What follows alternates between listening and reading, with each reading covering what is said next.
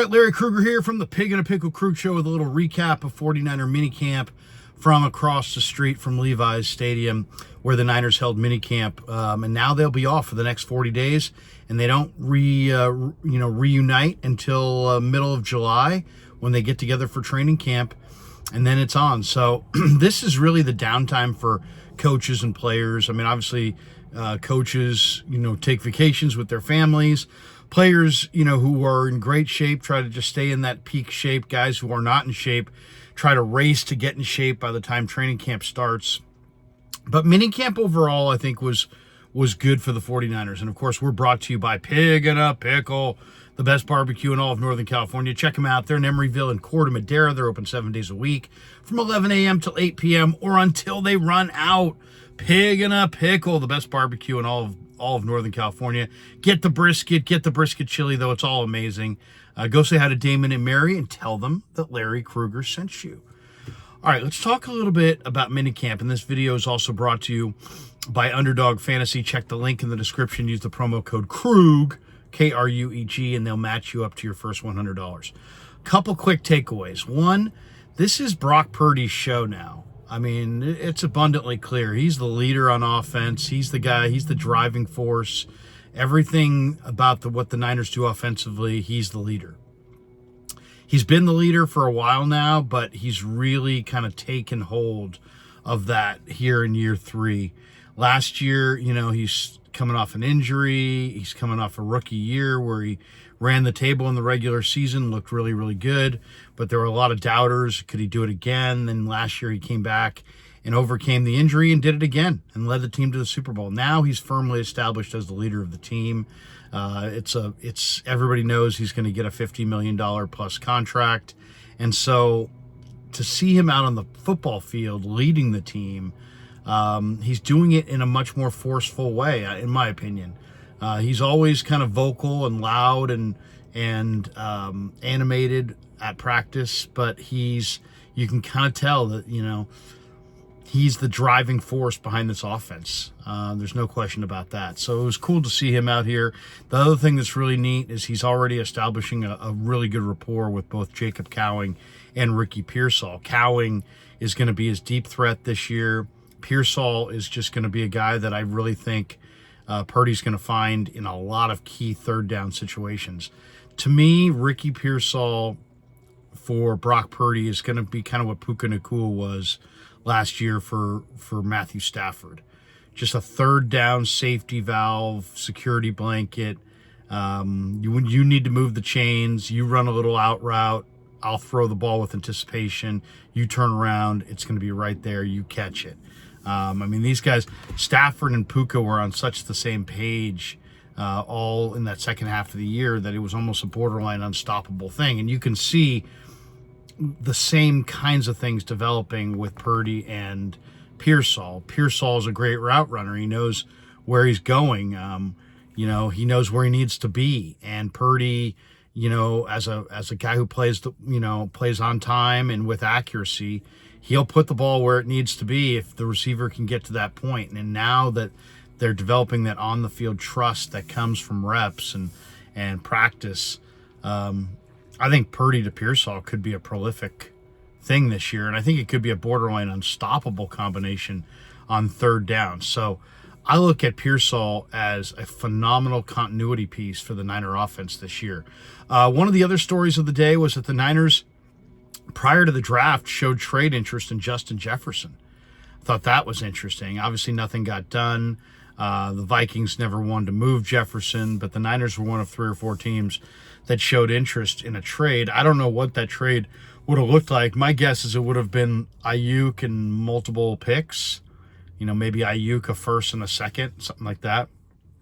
I can't imagine what the Niners would be offering. Maybe Ayuk and Debo and a pick.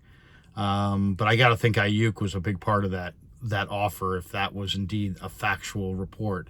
But that's been reported around the country this morning that the Niners were one of the teams that actually made an offer for Justin Jefferson, and we're talking to the Vikings about trading for Jefferson. So in a way, it makes me feel good about Shanahan and Lynch in that they always think big. They're looking for difference makers. They're hungry. They haven't won the Super Bowl. They want to win the Super Bowl. They're looking for any and all players that could help them do that. And they're open-minded. I like that. I like that they're aggressive. I like that they're open-minded. I like they're pursuing top-tier players in their passion to get a Super Bowl and that 6th Lombardi in the trophy case. To me, there's only one way to go about pursuing the Lombardi trophy, and that's with everything you got. And so I like the fact that the Niners were rumored to be interested in Justin Jefferson. Talanoa Hufanga told us that, had some real complimentary things to say about Malik Mustapha.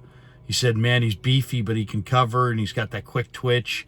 So he really is impressed by Mustapha. Also, Hufanga is coming back from a torn ACL. He's hoping to be back by week 1. They can't make any promises, but he's hoping to be back by week 1. The Niners, by the way, according to reports, have now $32.7 million in available cap space. So that's where they're sitting cap space-wise going into the summer. Trent Williams, Nick Bosa, and George Kittle all were at practice, but none of them actually practiced. They were just there. The Niners aren't going to risk injury to 3 of their most valuable players in a May minicamp practice. They're just not going to do that. We talked to Nick Sorensen. He talked to us about how he's impressed by Renardo Green, the rookie from Florida State, who's very aggressive, very serious. Green and Mustapha, I think it's pretty clear that those 2 guys are going to add significantly to the Niners secondary. Another guy that I thought looked great at practice was Darrell Luter, and I mentioned it to Sorensen that I thought Luter looked good, and he's like, yeah, and he actually said exactly what I was thinking, which is Darrell Luter this year looks an awful lot like Mooney Ward. I mean, big and rangy and dominant and physical, and the ability to play press man coverage right on the line of scrimmage or play off or zone. Darrell Luter is very impressive when you watch him, and I'm expecting him to take a significant step forward in year 2. A couple guys on the offensive side of the ball that really are starting to show themselves.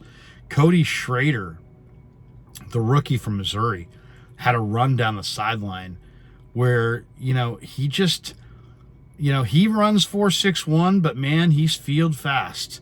He looks fast on the field.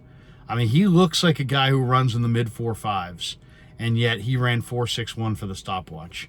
So Cody Schrader's a running back of note, and he was the best running back in the SEC this year.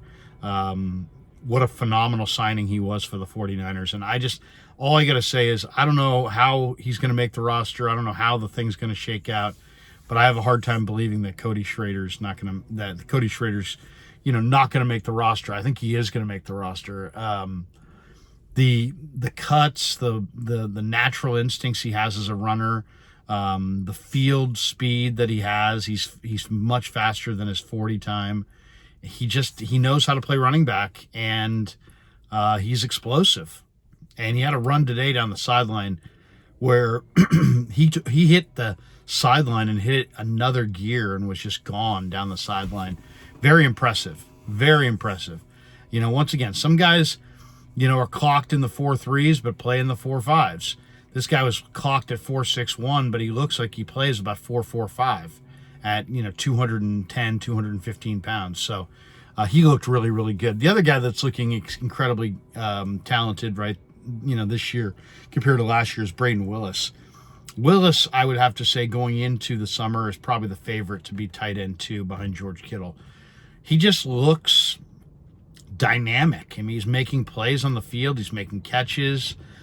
Purdy's looking for him. He knows the offense. He looks explosive, and he was making a number of plays.